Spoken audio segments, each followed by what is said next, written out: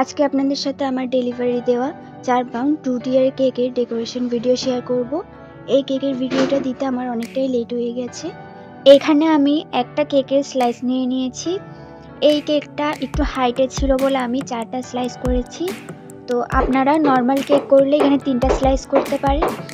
এখানে আমি sugar syrup দিয়ে তারপর লেয়ারে ক্রিম দিয়ে নিচ্ছি।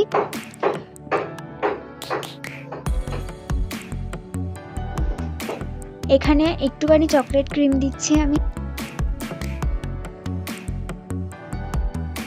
এবার দিচ্ছি চকলেট গানাশ।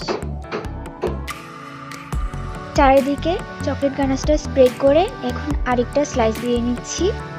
আবার সেম ভাবে সুগার সিরাপ দিয়ে নিচ্ছি। সুগার সিরাপ দেওয়ার পর দিচ্ছি ক্রিম। ক্রিমটাকে ভালোভাবে চারিদিকে স্প্রেড করে দিতে হবে।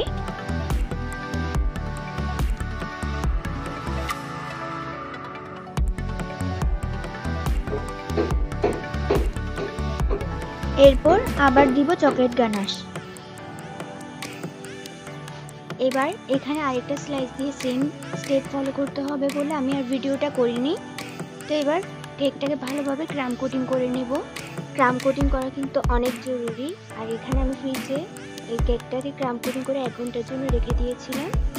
এখানে আমি এবার উপরের পার্টটাকে রেডি করে নেব।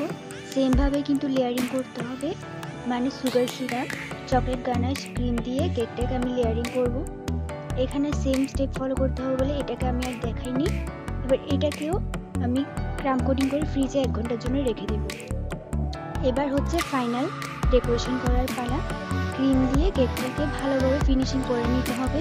ফিনিশিং কিন্তু ভালো না আসলে কেক একদমই দেখতে ভালো লাগবে না। তো ভালোভাবে ফিনিশিংটা করতে হবে।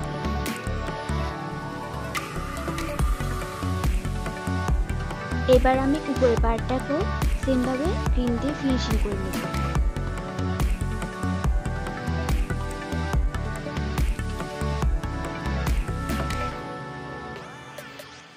এখানে দুইটা কেকের মধ্যেই ইয়েলো কালারের একটা উপরে শেড আছে, তো আমি ওই ডিজাইনটা করে নিচ্ছি।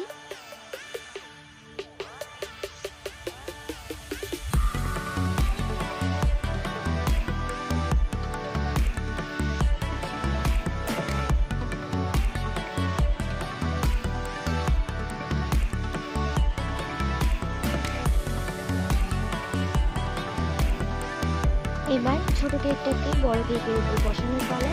এই জন্য আমি এখানে স্ট্র দিচ্ছি। স্ট্র দিতেই হবে, না হলে উপরের কেকের প্রেসারে কিন্তু নিচের কেকটা প্রেসার পড়বে।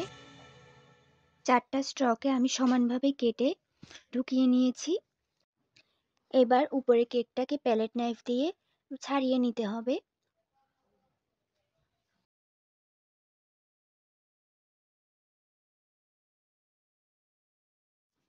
এখন একটা স্ট্র দিয়ে প্যালেট নাইফের সাহায্যে কেকটাকে সাবধানে বড় কেকের উপর বসাতে হবে।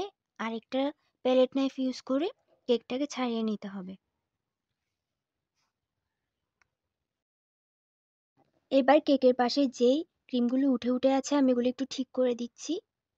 এবার গোল্ডেন লিফ দিয়ে আমি কেকটা ডেকোরেশন করছি। ছবিতে থাকা ডিজাইনের মতোই আমি কেকটা ডেকোরেশন করছি।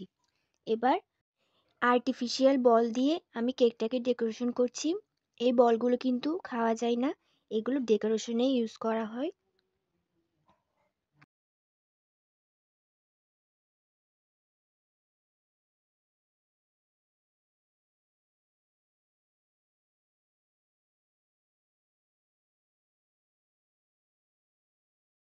এবার দিচ্ছি সুগার বল। এই সুগার বলগুলো কিন্তু খাওয়া যায়। চারিদিকে আমি সুগার বল দিয়ে কেকটাকে একটু ডেকোরেশন করে দিচ্ছি। সুগার বলগুলো দেওয়ার কারণে কিন্তু কেকটা আরো বেশি সুন্দর লাগে। তো এটা হচ্ছে আমার কেকের ফাইনাল লুক।